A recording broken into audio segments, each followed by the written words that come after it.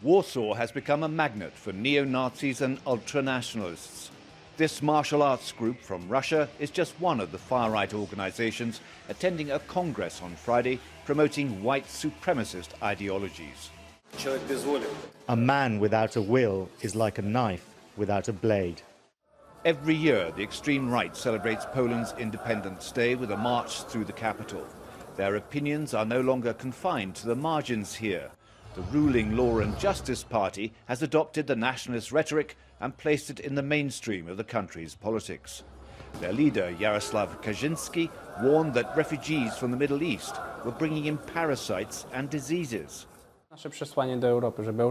Our message is a wake-up call for Europe, so that one can live in peace without terrorism and Islamic radicalization, so that we can live in peace and love.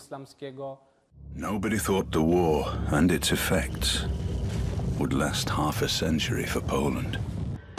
First, Germany attacks. Then Soviet Russia. The controversy surrounding this short animated film shows how much the political scene is changing in Poland. It's being screened in the Museum of the Second World War in Gdansk and illustrates how the country's past is being rewritten by today's politicians to secure their own future.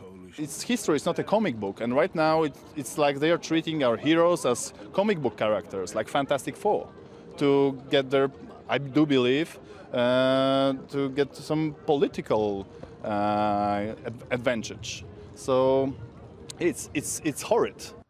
It was Subieta's film at the museum that was taken off the screens. The government didn't like its message about the suffering of the civilian population in the war in Syria and the plight of the refugees. Ultra-nationalism and xenophobia are gaining new recruits in a new generation here in Poland. There's been a vast increase in the number of racially motivated attacks, directed mainly at the Muslim minority here, just 40,000 people in a nation of 38 million. Throughout the capital and throughout the country, ceremonies will be taking place to celebrate Poland's Day of Independence. But it's now become a political battleground between a resurgent right and a liberal left. David Chater, Al Jazeera, Warsaw.